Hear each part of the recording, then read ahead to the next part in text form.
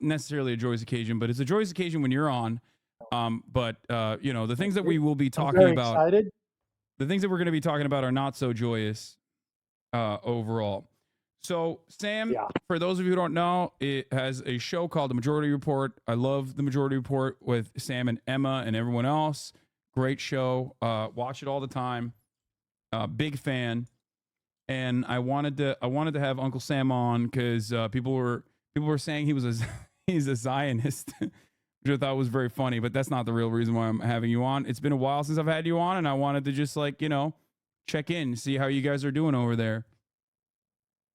Um, it's a shit show right now. It's really I mean, we're all doing fine on our show, but it's a really ugly time, and to have to watch this, you know, every day, it's just it's painful to see this type of suffering that is, that we, with our tax dollars, with our government, are um, enabling in many respects. And so that's difficult. But, all things considered, um, we're doing okay. Yeah. Couple things I wanted to get started on.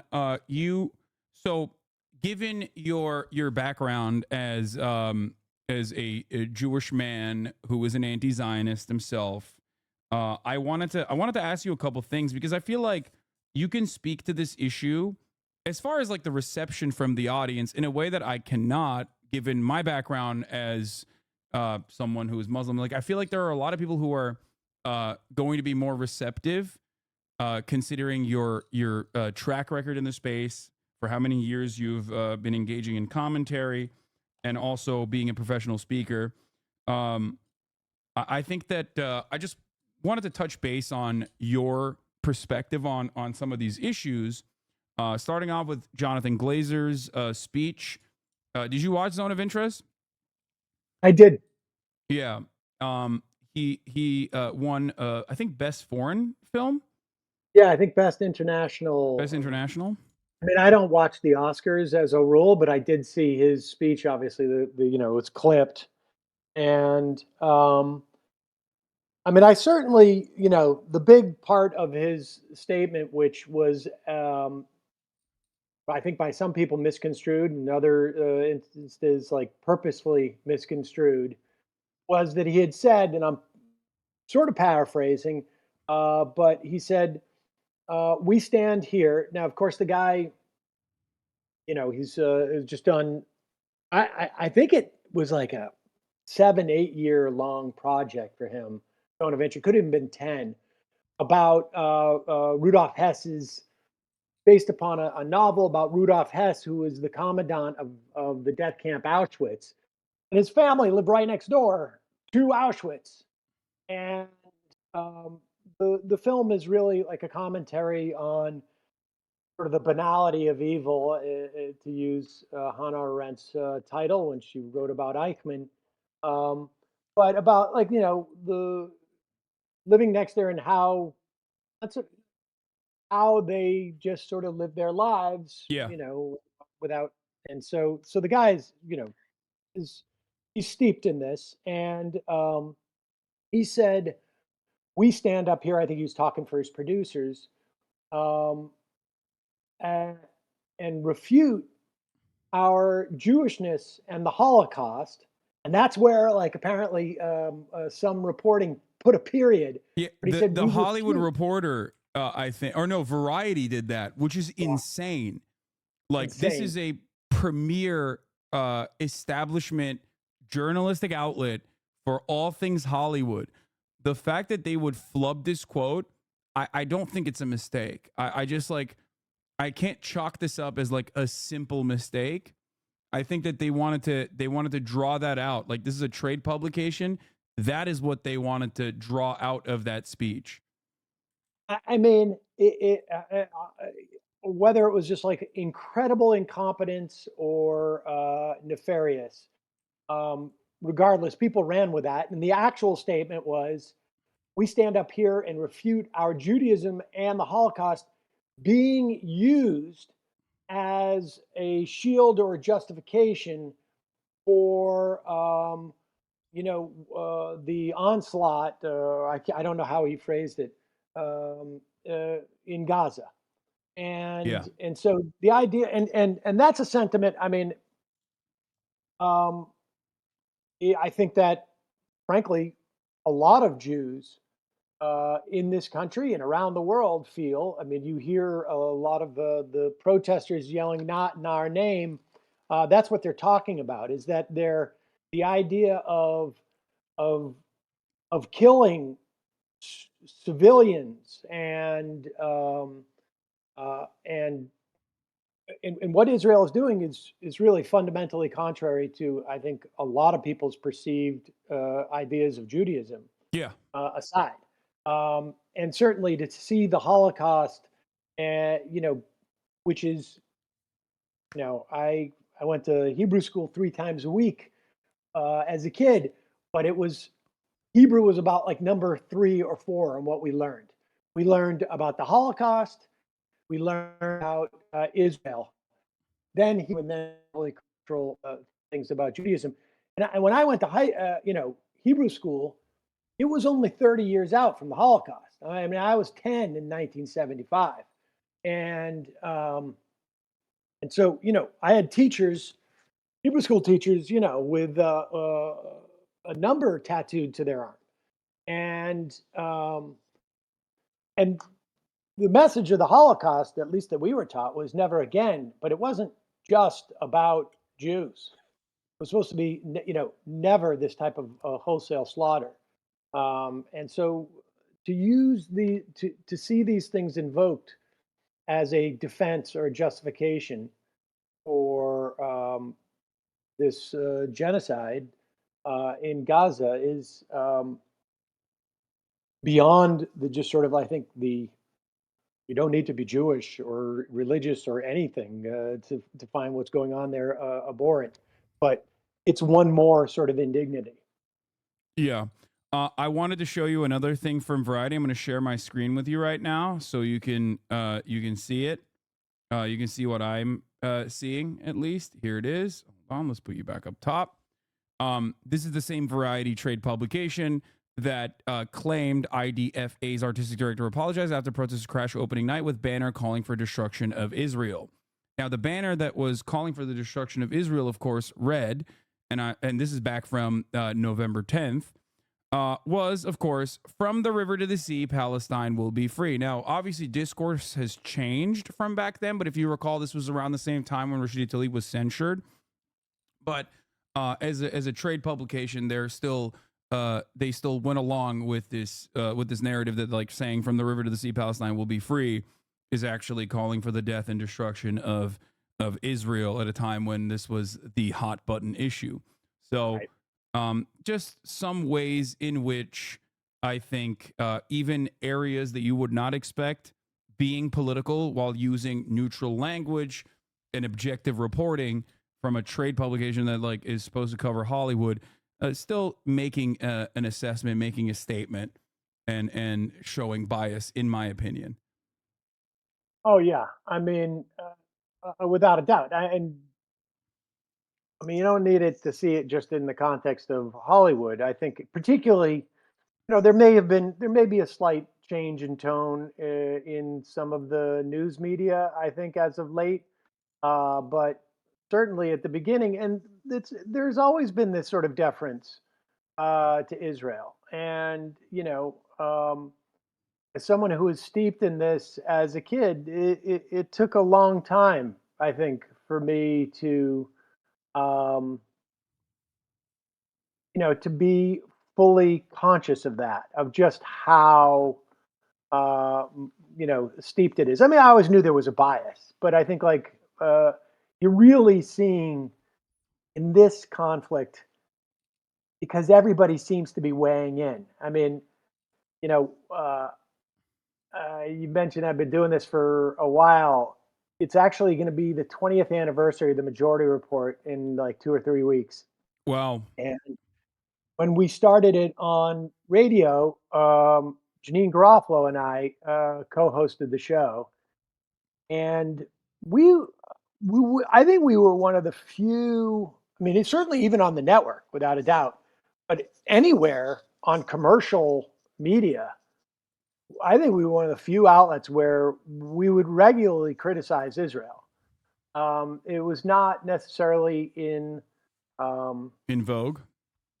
no, it definitely wasn't in vogue. But Yeah. my critique, I think, has gotten more sophisticated over the years. But but we got a call the day after we said anything negative about Israel from the Israeli embassy, and they wanted to send the ambassador onto the show. Guy named, I think it was Pincus, and I think he ultimately did come on to the show and listen to our critique. I mean, um, I was very critical of Sharon and uh, at that time and the occupation, broadly speaking. But I don't know that I had as much clarity on the history. I mean, I had a good friend who did a documentary Okay. about. To be fair, I will say this. What you're talking about is a time that literally predates the new historian era of Israeli history, I feel like, or was like right around the time Oh when the new no, that historian. happened around in the 80s and 90s. But I wasn't, at that age. 80s and 90s, I'm still in my teens, early 20s, and I wasn't. But it was there. I had a friend, a guy named Benny Bruner, and you can see his documentary he did. He was Israeli, I want to say Dutch, and he did the documentary that is available. Or he's done many, but one which really struck me was called "The Great Book Robbery," and it's a documentary about trying to establish that there was, in fact, a Palestinian. The land was not empty. There was no. There was a Palestinian culture. There was a Palestinian Yeah. civilization.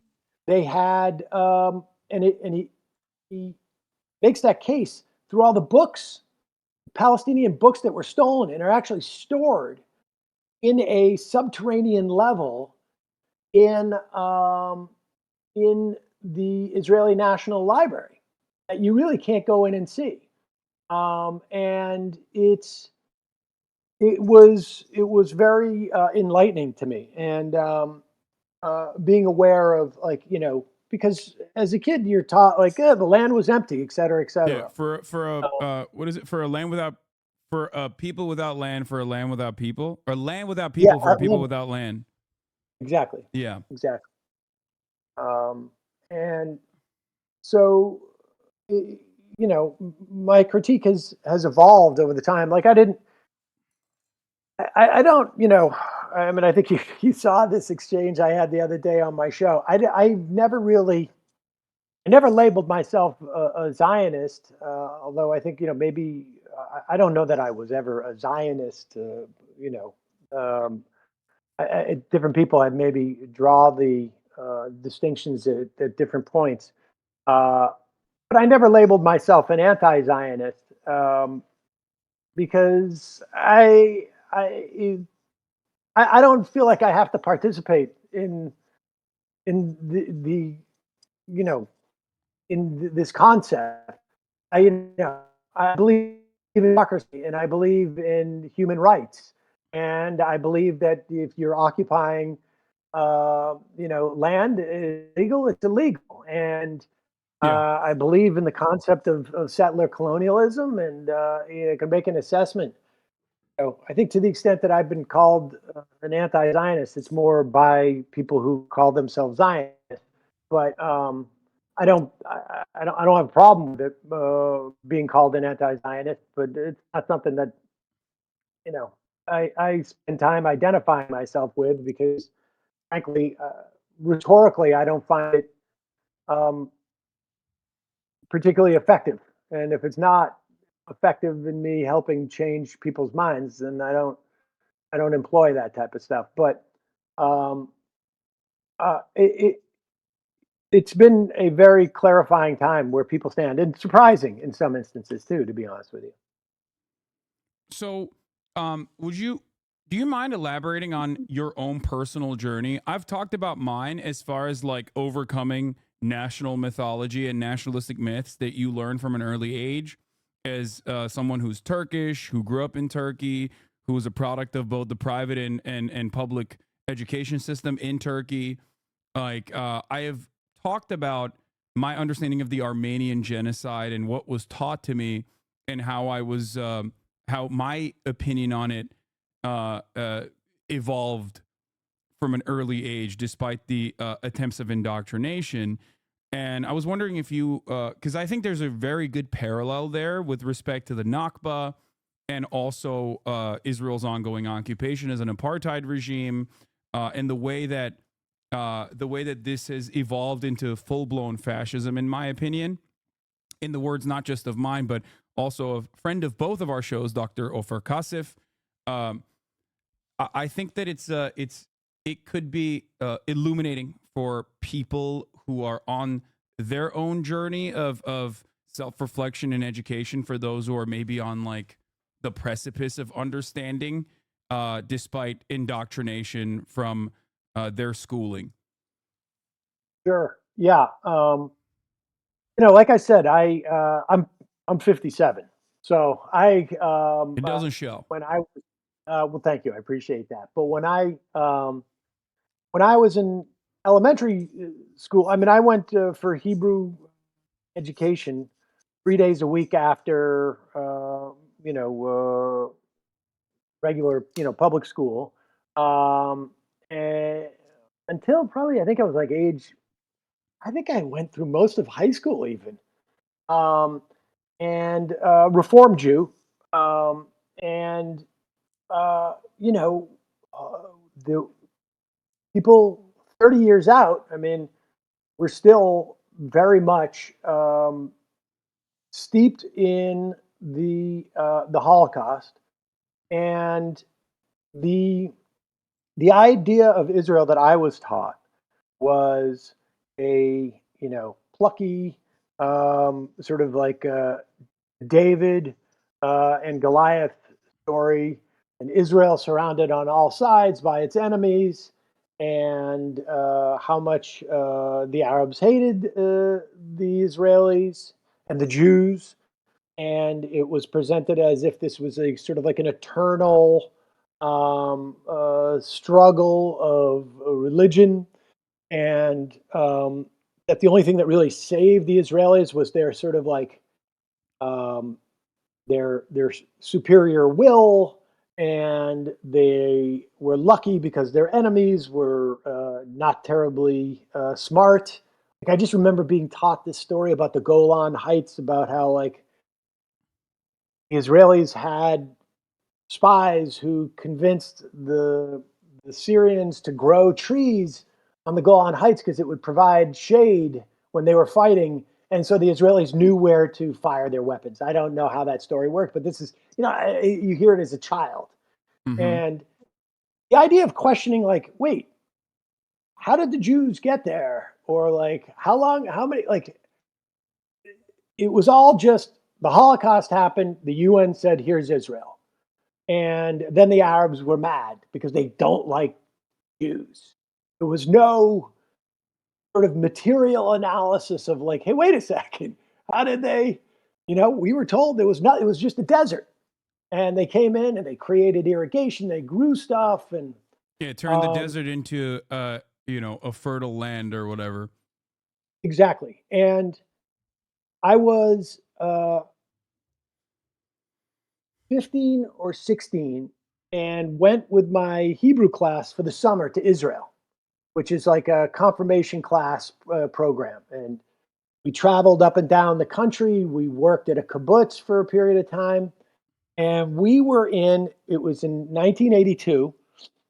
And at one point, and I feel like it was early on, I can't remember exactly, but I feel like it was early on in the summer. We were up in Caesarea, and we were in the ruins of this like Colosseum, and we saw dozens of attack helicopters going low across the Mediterranean north. And we're like, what's going on? I mean, it looked like something was going on. I mean, because Israel, everybody, you had soldiers, everybody, they carry their guns around, and you get used to that, after a while. But like this was something different. And within, I don't know how much time it was, not long. Maybe we got into the bus, or I can't remember. Um, we found out that Israel had, I think, had attacked Beirut. And I just remember, I mean, I was crying about it. I got into an argument with my rabbi because prior to then, it was a preemptive war in '67, but it was being sold like it was imminent, and the Mm-hmm. Israelis just got the jump. The idea was that it's the Israeli Defense Forces. They don't start wars of choice. That's not what Israel does. And that was my whole sense, and I think that was probably the beginning of me becoming, increasingly more skeptical and curious as to like how did this form. And I went to college, and there was really not much. Um, uh, you know, uh, for whatever reason, I don't know. It was not. I didn't. I don't remember studying much about it in college, but I was aware. I think through the first Intifada that this was. I mean, things felt like they were changing maybe a little at that time, and then I remember when Sharon went on the Temple Mount and basically lifted, basically lit a fire, Yeah. um, and and became increasingly critical of Israel during that time. And I think the Bush administration was the first administration where I became aware that they were, and probably through interviews I was doing with people on the show, that they were not fulfilling the role that the U.S. had in the past, which was to sort of like pull Israel's worst inclinations back from the brink. But we're instead sort of like pushing them, like giving not just pulling the keys away from your drunk friend, but, um, you know, handing them the keys, despite the fact that you bought the car for them in the first place. Um, and, uh, and for, uh, by the Obama era, um, it was I would talk about Israel to some extent. To some extent, it was farmed out to Michael Brooks, who was you know by the time we got into like mid the end of the Obama administration was hosting the show once a week, and he was had studied foreign policy and was much more, I think, sort of engaged in it. And I think to a certain extent I had just basically given up on Israel, and my disposition was basically, I mean, I remember distinctly having arguments about this with, because among Jews and on like email groups I'm on, this would come up. This is sometimes the biggest like political difference I would have with people who, in many other ways, were progressives or Yeah. liberals or Progressive whatever. except Palestine. Yeah, and I mean, I distinctly remember the argument I would take with some of these people is like, "Y- you're you're the one who's endangering Israel, the existence of Israel, because this this cannot go on. The Democratic Party, it was clear, like to me, like when Tim Kaine, you know, uh, um, refused to go see Netanyahu speak in Congress. I was like, if Tim Kaine's doing this, you guys have a problem. And because Israel is going to become increasingly isolated, and 10, 15 years from now, you're going to have the Christian Zionists in this country, but if a Democrat is in power, they're going to lose their funding, and they're going to get increasingly isolated, and it's going to be like a South Africa type of situation, except for they won't take that off ramp. Well, it turns out And they showed you by by being like, nope, unconditionally in support of Israel, actually, as the well, Democratic Party. I don't I think that we are now at the Turning point. apex of that support. Yeah. Yes, No, I think absolutely. we will never have a Democratic administration that will even come remotely close to how the Biden administration is acting. I think Absolutely. Biden. I think is I don't know why, but has some unique.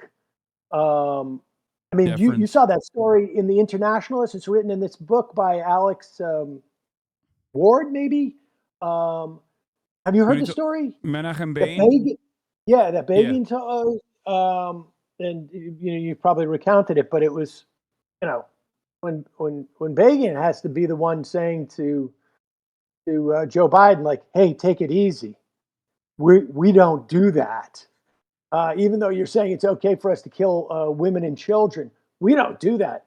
When Begin has to be, and this is the guy who was participated in the blowing up of the Hotel David Yeah. in 1948. I mean, if that guy has to be the voice of reason, you know that Biden's got some particular, like, I don't know, bloodlust. I don't know what it is, but I I think think Ryan's assessment on your show was actually pretty interesting, where Biden is known as a cipher, right? Like he always finds the middle ground on every issue, and he's just like a perfect political machine in many ways. Whether it was busing and segregation, desegregation back in the day, all the way to super predators, crime bill, noticing that like learning a lesson from the opposition that he had to Afghanistan and not repeating it with Iraq, like all of this stuff.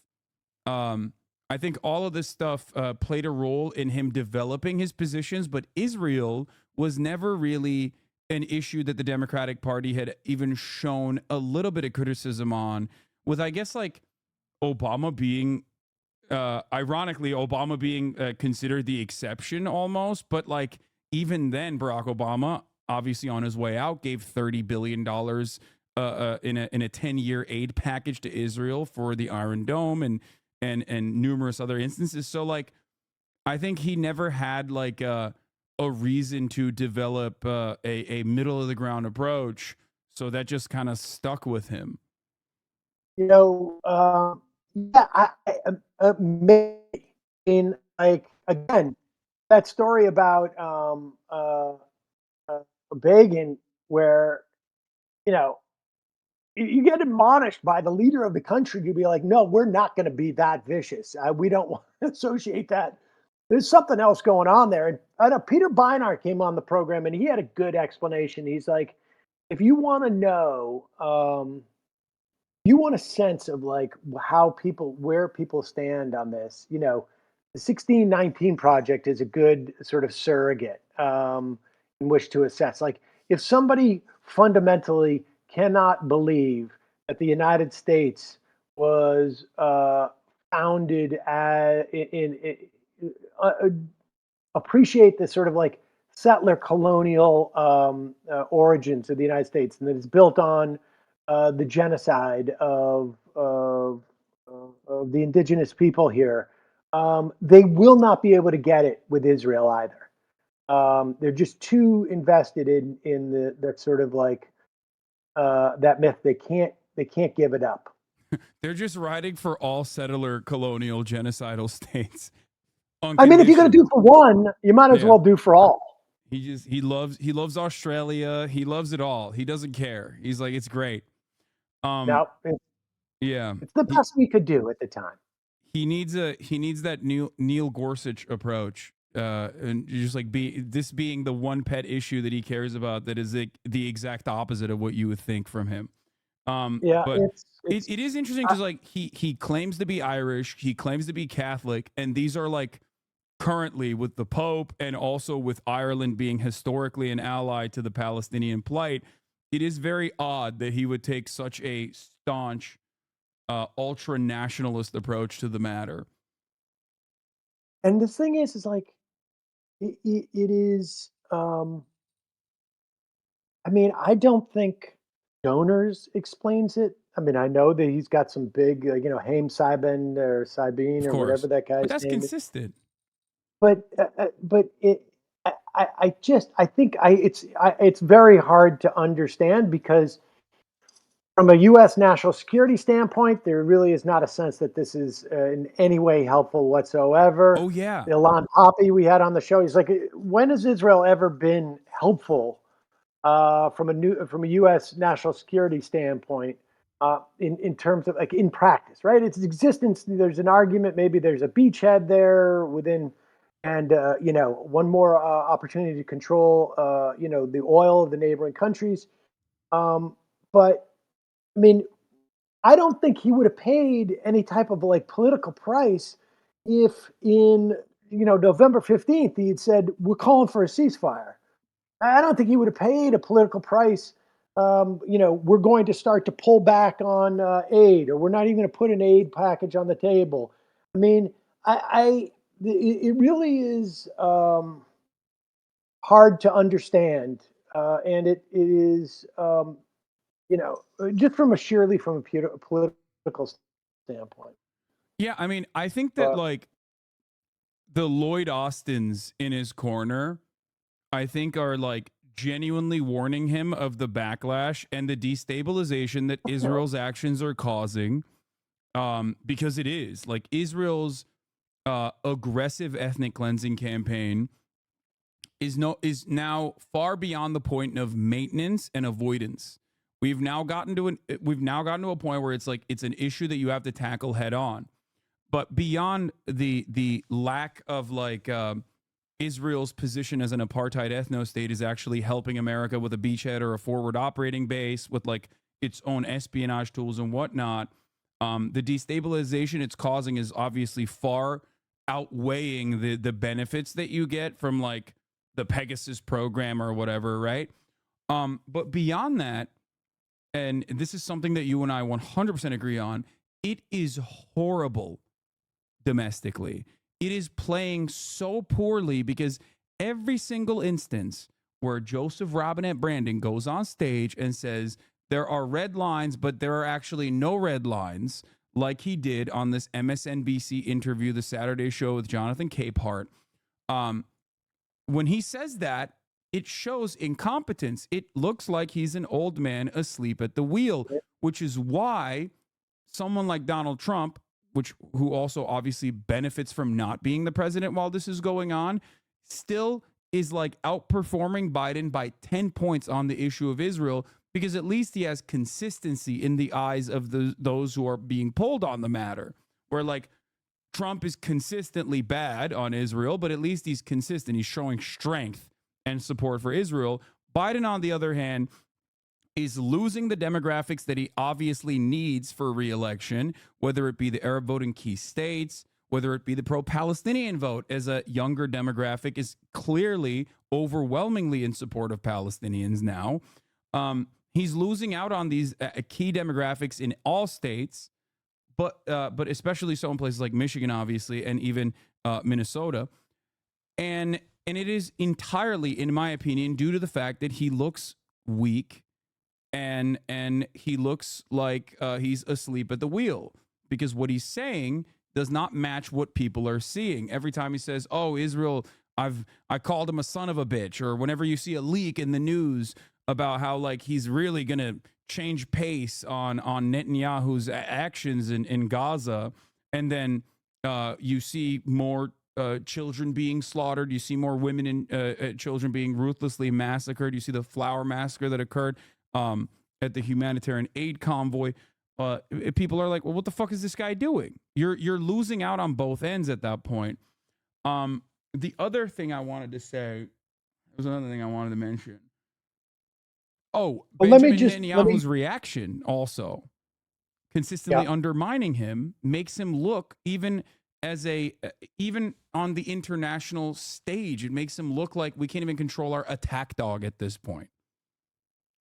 Yeah, I mean, I think, I've been saying for a while that I think like even the age stuff with Biden is fundamentally the subtext there is leadership, right? Yeah. Like, look, if I think somebody can do the job, I don't care if they're 110.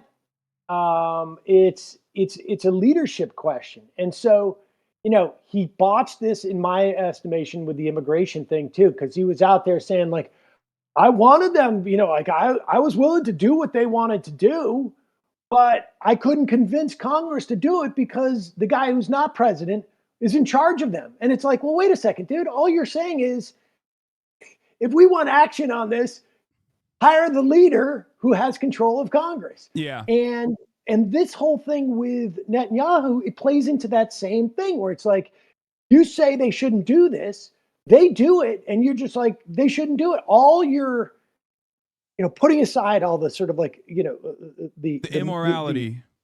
yeah, and the concrete aspects of this. The subtext is, I I have control of this situation, I'm not a leadership position, and I think that's I would say that from a general the general electorate, even if they don't care about the Palestinians, they're seeing somebody who is somewhat feckless, or the news media is seeing someone who's feckless, and this basically becomes a self-fulfilling prophecy, right? Yeah. Like that narrative gets established, and they start to apply it to everything. And then the other thing is, you said like, how it's hurting him electorally. I think it's hurting him electorally in that way, in terms of that sort of subtext narrative. I think it's hurting him, and I think it's who knows how many actual votes he's losing for this. But I do know that in talking to sort of like more or less normie to progressive Democrats who are in the sort of like organizing space, it's depressing them. And Yeah. so, like, even if you don't lose all of these votes directly, the second order issue is that the people you need to go out and inspire people to vote for you are just feeling like my stomach's churning Yeah. because, and these are the people who are paying the most attention to what's going on. Yeah, that's why the vote uncommitted campaign is so significant, in my opinion, which the media is now like no longer covering as much, in my opinion, after Michigan, which I suspect could be deliberate because it is the exact type of drama that they love, that brings in ratings and like shows a little bit of chaos going on. Um, but these are not uncommitted to the Democratic Party. I mean, these are voters who are committed to the Democratic Party, because the real uncommitted voters just don't even go out and vote in the primaries, and there are many of them, right? That's the average voter. That's the reason why the primaries are not attended as broadly as the general election. And these are the people who lead the activist base, the progressive base of the Democratic Party, who are likely Democratic Party voters, in my opinion. And regardless of our opinion on this matter, that assessment has also clearly been made by the Biden administration as well. Like I think they are genuinely seeing that, and it is definitely causing a little bit more chaos and a little bit more fear, even though it seems like Biden personally is like a very vindictive and very stubborn person. If we're going to get into the palace intrigue of it all. And I think that is what's motivating him, given the New Yorker magazine piece that came out like last week, where he openly said, well, I don't care about the polls because guess what? They were wrong in 2022, which they really weren't. And that they and they were wrong in 2020. So why should I listen to them now? I don't know. It's just, it is very terrifying that they're banking on people just simply forgetting what is going on Yeah, in Gaza by the time November comes around. yeah. I'm with you 100% on that. I mean, I think like you know, um, having I know guys like Biden, in that age bracket, maybe related to some, and there is a quality of like, hey, maybe you don't need to drive at night as far as you're driving or attempting to drive. It's not a problem for me. Look, the problem, the dent on that car is because they're making parking spots, smaller. They're making them narrower. That's the problem, not my driving. And there's a real quality to Biden about that. Like the guy is, I don't know if he's ever been particularly flexible, but in this instance, there is a certain, I don't know. I mean, there's a certain, I think, delusion. Maybe you see a little bit of like they feel like they need to pay a little lip service. But the amazing thing is, too, is that like, well, what makes them think this is going to end? Like, they can't have thought in November that, okay, this is going to go until next November and we'll just deal with it. Like they had to have thought, like at one point they were like, this is going to wrap up by January. This is going to wrap up by March. I mean, I think there's reporting that said that that was their belief. And it's quite clear that Netanyahu has absolutely zero incentive to do anything of the sort. And here's the thing that really scares me too. Netanyahu also likes Trump. Like Netanyahu Oh, would benefit from a Trump reelection. 100%, And he's 100%. I think he's open about that too. Like, I think the reason why he keeps saying no two states immediately after Biden says there will be a two-state solution, which in and of itself is already like a contested concept at this point because of, what the two-state solution in theory versus what it looks like in practice is very different. It's just been a continuation of settlement expansion under the guise of like a potential two-state. But beyond that, it's just very obvious that I think Benjamin Netanyahu comes out and says the things that he said yesterday, specifically because he wants to undermine Biden. Oh, I mean, look, I, I think he, it's a huge twofer for him to embarrass Biden in this way. Huge twofer. Um, and I think he probably calculates the longer I hang in here, the better. The better for Trump, and then ultimately the better for me. And I look, I'm not convinced that whatever force helped Hamas to make this attack and this timing, knew that this was also going to put the United States in a difficult position and put Biden in a tough position. I can't imagine they ever thought that he would be this sort of like all in. But there's no doubt about where Netanyahu is on that. And it seems like the Biden administration just had they did not calculate this. And they didn't even appreciate the situation. I think Biden walked back from this red line thing. My understanding a little bit later today, or at least the administration did. But I mean, he walked back on it in the interview where he says there are red lines, and then he goes, but there are no red lines for weapons delivery. So there are no red lines then. He said, technically, he said no red lines for defensive weapon. He said like the Iron Dome. And Yeah, so I don't know. Maybe I was parsing that too. I think that is that is the legalese that they engage in an effort to say, oh, we're sending Israel, and you've talked about this before, we're sending Israel defensive weapons, actually only defensive weapons and not offensive weapons. We're just like replenishing their munitions that are depleted in defense of Israel. Why are those munitions being depleted? Well, because they're using those weapons in a forward posture in their illegal occupation and further ethnic cleansing in Gaza. I think that's like a way to get around there are specific armaments for Iron Dome, yeah. right? Because I'm looking down the line when somebody in the Senate is going to raise this bill. I don't know when it's going to be, but they're going to say we're cutting off all weapon sales except for these specific armaments. The Tamir interceptors, I think they are specifically. Yeah, and so something to that effect. Now, do I think that Biden is sincere with this? I doubt it. But the fact that he's having to articulate this stuff and try and put himself in a position where, because they must be looking at this going like, we've underestimated this on some level.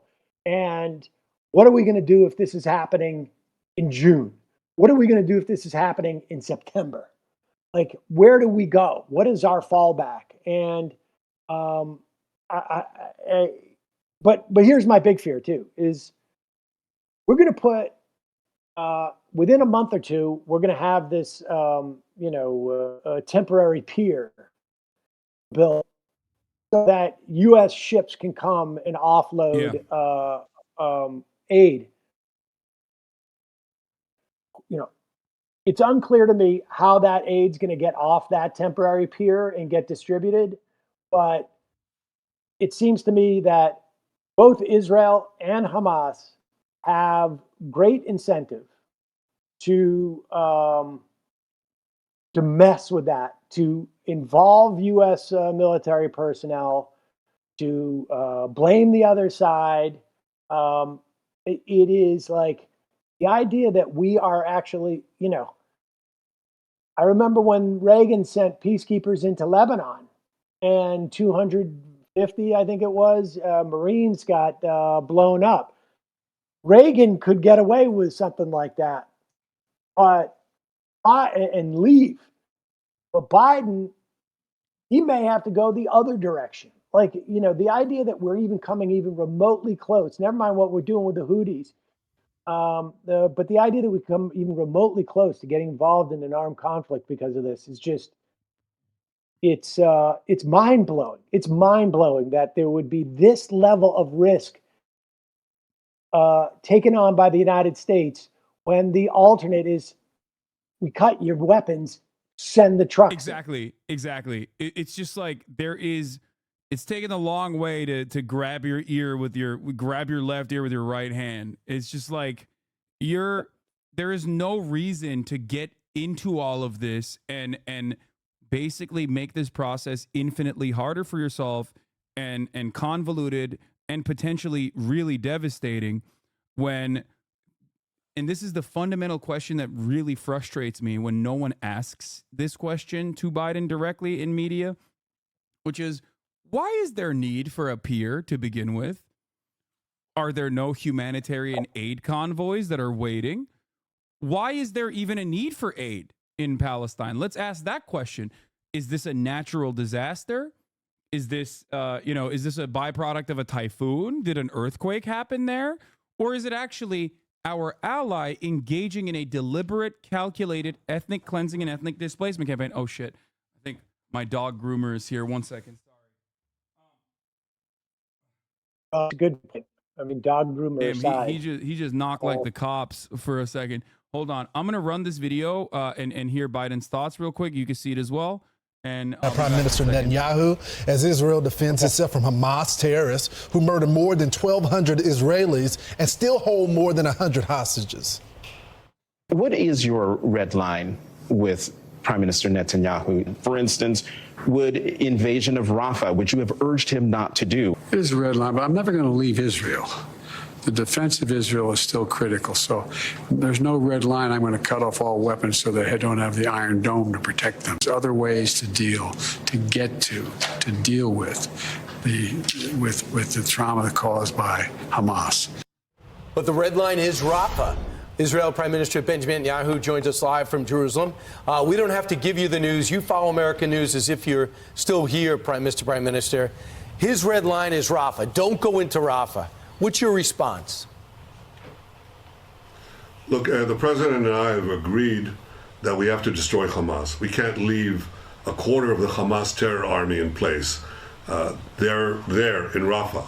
This would be equivalent to saying, after the Allies fought back, gone through Normandy, went through Germany, and you'd say, well, we'll leave a quarter of the Nazi army in place and we won't go into Berlin, the last stronghold. So I think that if the president means by that we should first enable the safe departure of the civilian population from Rafah before we go in, we agree with that. We don't need any prompting. That's not what he said, let's make sure that that's not what he said. He doesn't want you to go in. I think you have to ask him what he said, because he said that he agrees that we have to destroy Hamas is a fighting organization. That's what we intend to do. Look, it's either Israel or Hamas. There's no middle way. I mean, we have to have that victory. We can't have 3/4 of a victory. We can't have 2/3 of a victory, because Hamas will reconstitute itself with these 4 battalions in Rafah, reconquer the Gaza Strip, and do the October 7th massacre over and over and over again.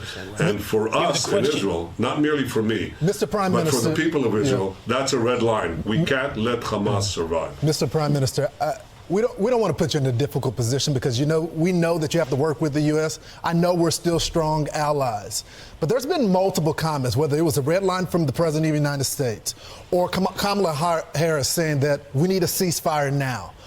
I know there's been conversations in the press about a fractured relationship. Can you tell us about what's going on between you and the president? Because right now, what I'm hearing from the IDF and some of my friends that are going out there to battle Hamas is that they don't have the support truly of the United States right now, and that you guys are being pressured to come off the gas a little bit. Is that true?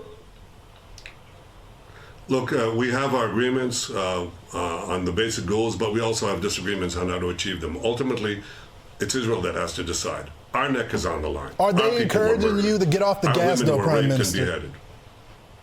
Well, I'm telling you that we're not getting off the gas. I'm telling you that we have to take care of Israel's security and our future, and that requires eliminating the terrorist army. That's a prerequisite for victory. That victory is important not only for us, it's important for the civilized world as we're fighting these barbarians. And let me tell you something. You know, I've seen these recent polls where 82% of Americans support Israel in its battle against Hamas. 82%. That's been constant over the last 5 months. So they recognize that our battle is your battle and our victory is your victory. And I'm sure that deep down, everyone in Washington understands that. And that's what we're going to do. We're going to defeat Hamas. We're going to do what is necessary to minimize civilian casualties, do the humanitarian aid, something that we believe in. But we have to destroy this terrorist Nazi army. Otherwise, there's no future. It's crazy that they just have direct line to Benjamin Netanyahu. Like, Oh yeah, I mean, I wouldn't be surprised if he's actually just in an office at Fox. But what's also really telling about this is his analogy as to why they have to keep going into Rafah is as if the United States, left 1/4 of the German army, operating, or wouldn't go into Berlin. And I hear this quite a bit when people justify like how much destruction Israel has wrought in Gaza. They'll cite Dresden, or they'll cite Nagasaki or Hiroshima, and the idea that you can justify this carnage by comparing the threat between Hamas and Germany and the Imperial Japan is just absurd.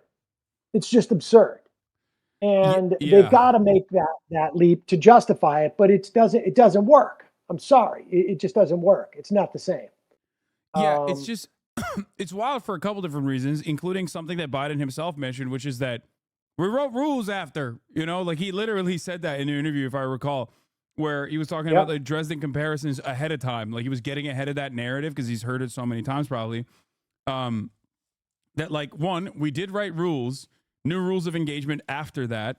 And two, this is one thing that always frustrates me about the comparisons to the Holocaust, which Benjamin Netanyahu, as I'm sure you know, is a Holocaust revisionist himself. So this is something that he likes doing regardless, is that if there is a group, if there is a militarized state that is like engaging in ethnic cleansing and ethnic slaughter, the comparison falls not on the hands of a resistance group that will take it to violent means, built originally by like fundamentalist guys as well, for sure. It's the other side. It's Israel. Like Israel is infinitely closer to the mechanized slaughter than Hamas is. Neither of which is, I'm saying, identical, obviously, to the atrocities of the Holocaust. But like one side is clearly closer to the Nazi regime than the other side. Power differential. You look at the power differential. Yeah. I mean, that's just what it comes down to. I mean, you just look at the power differential. and who has control of their territory and who does not, and who, where the mass starvation is happening and where it's not. I mean, the power differential is quite obvious. This is not, a world war. This is a highly sophisticated country with far more advanced weaponry than maybe anyone else around, frankly, in that neighborhood. And certainly, more so than Hamas. And again, you're not going to completely eradicate them. And the idea that, like, that Hamas is some type of sort of like alien force that can be, the Israel, it is almost impossible to imagine that Israel hasn't created 5 different variants of Hamas in what they have done to the population. It would be astonishing. Yeah, And Israel Hamas continues itself. to think. Hamas itself is Israel, an evolution. Hamas's tactics itself has become an evolution due to Israel's increased violent actions. Like, I think Zach Foster. I don't know if you've ever had him on your stream or not, but he is a Zachary Foster is a professor. He's a PhD at Princeton, a historian of Palestine, and he has like documented each step and the evolution of Hamas all the way from the Islamic Charity, which it began as a Muslim Brotherhood cutout, all the way into like the old charter, new charter, and how Hamas changed its tactics throughout time as a consequence, as a reaction to the Israeli negotiations, peace process, and the obvious continuation and the rapid expansion of the settlements, and also Israel's suppression of like religious freedom and whatnot in the West Bank. And how it became what it is. Everybody understands this.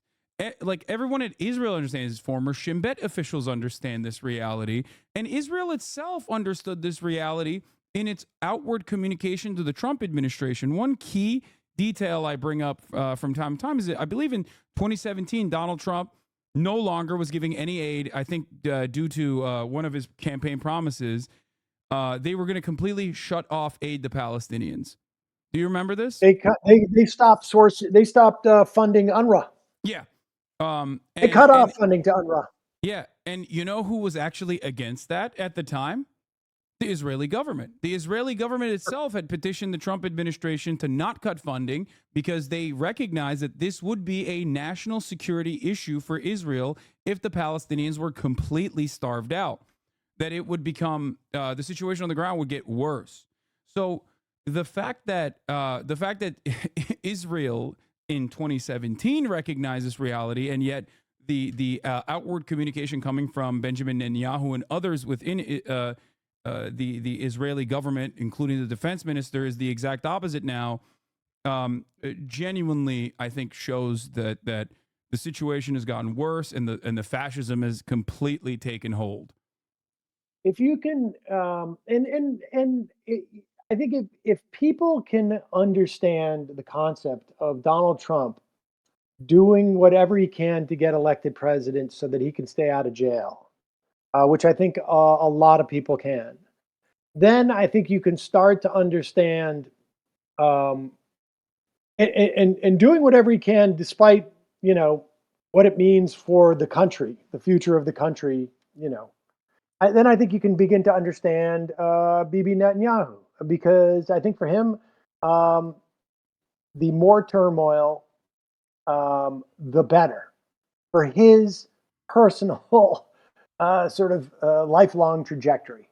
Like, I think he knows that the moment there is any type of calm, any type of peace, any type of argument that there is, no immediate threat, I think he knows that his chances of going to jail are, through the roof at that moment. And so I think he's going to maintain as much belligerence as possible. I don't know if Joe Biden can't can't see what just about every observer of, I mean, I'm talking Israeli.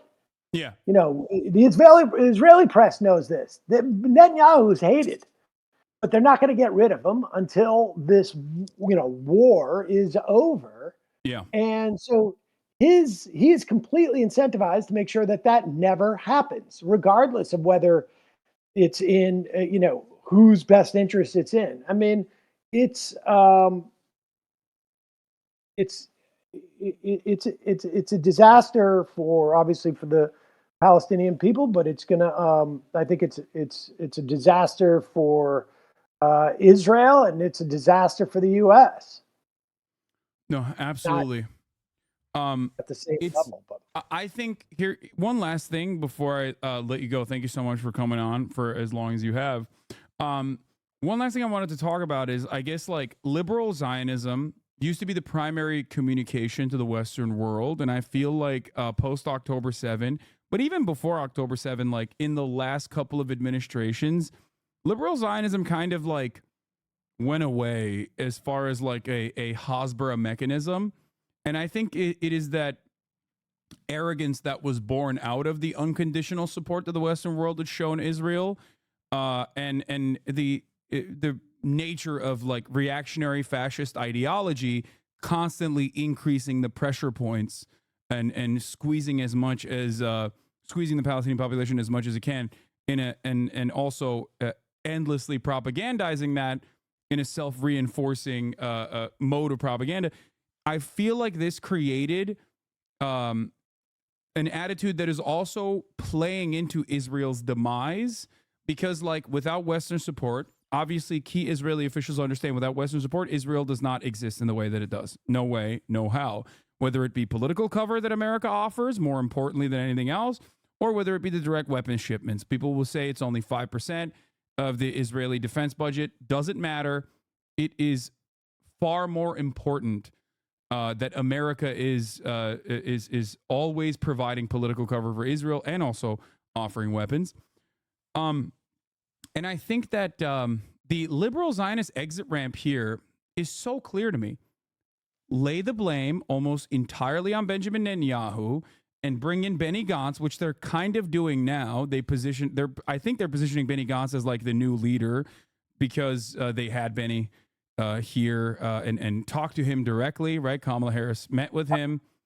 And yet it's wild to me that Biden has not been pushing that exit ramp that has been given to him, that allows Israel to continue being an apartheid state, that allows Israel to continue doing what it's been doing to the West Bank, which then, of course, invokes reaction, understandably, from the Palestinian resistance groups, both in the West Bank, but more importantly in Gaza.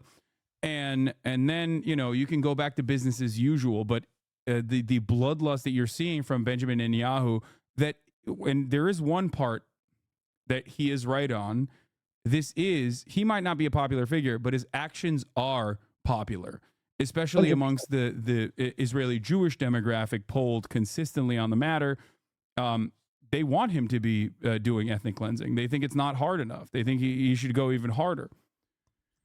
yeah, So 80% of the Israeli population. I mean, that's the other thing, is that, like, Gantz is there, but, like, what's the coalition they can put together? I mean, increasingly, Israel's Jewish population, that's, it's their it's demographic terms, not ours, obviously. It is an ethno state, so right. They has been more and more conservative, fasci, authoritarian. I mean, I think. Look, I think you had a huge influx of people who lived under the Soviet Union, and were raised in that system, which is, basically a crash course in being authoritarian. And they're brought over into Israel, and I think that, like, I think that having a massive influx of folks like that into your body politic will have an impact. I think there was, tendencies amongst the Israeli population, as it were. Also, fundamentalists who've come, 15% maybe only from America, but a very loud and vocal and intense dynamic. Religious fanaticism breeds fanatics. And so all of these factors are working there. I'm not sure that, you would see any change of policy whatsoever with Benny Gantz. I don't know if that's even an option that exists anymore. But it seems to me you could have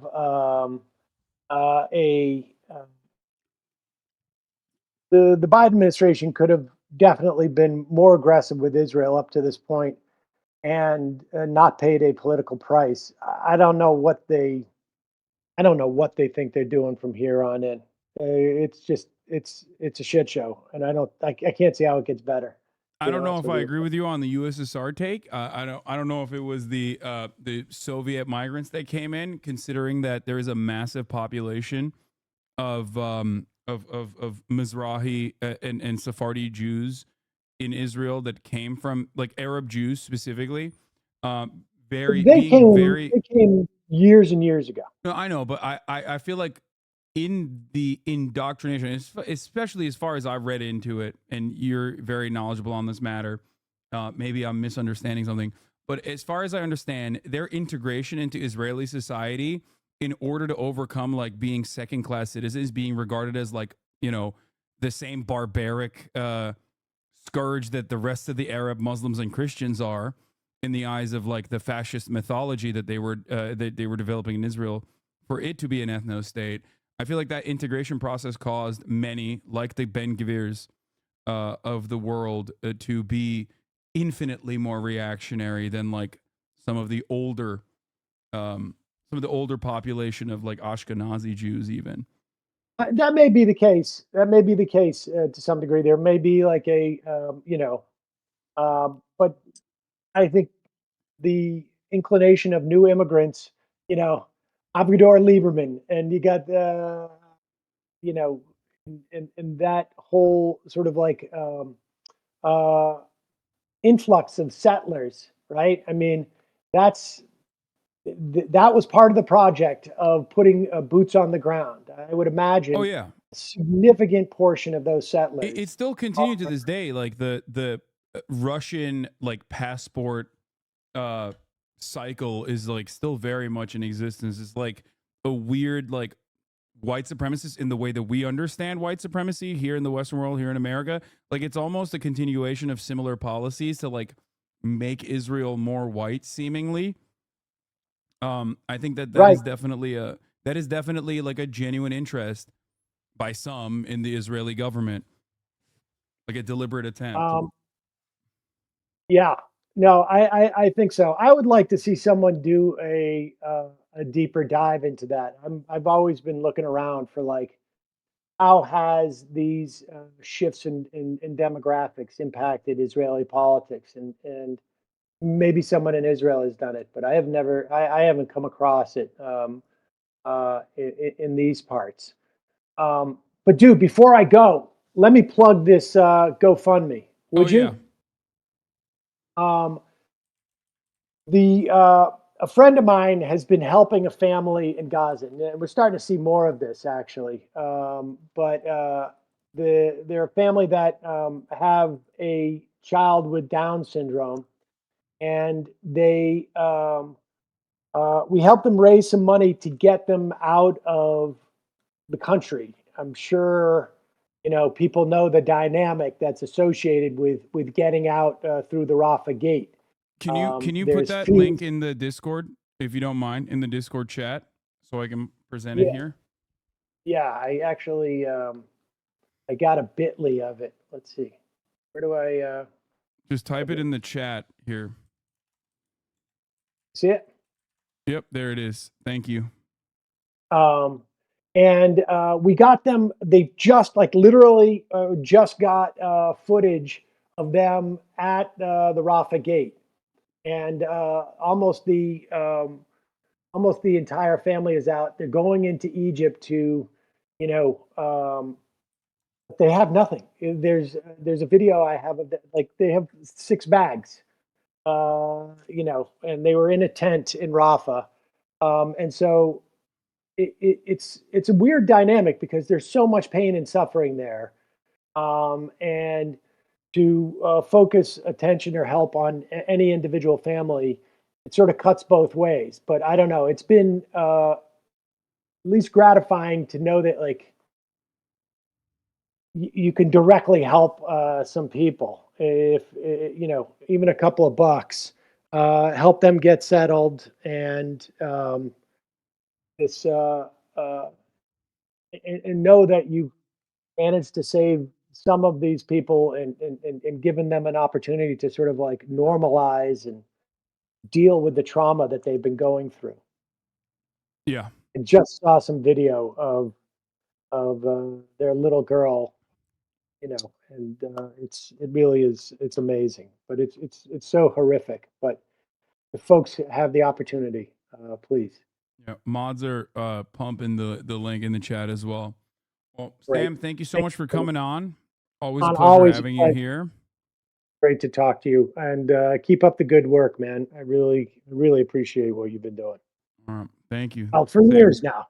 So my real uncle. Hopefully I'll get cutting out off. there soon. Sorry, you're cutting off. Can you say that again? Yeah, hopefully I'll get out there soon. I want Oh, hell yeah. to see your That'd place. be great. All right, man. All right. Have a good one. Bye.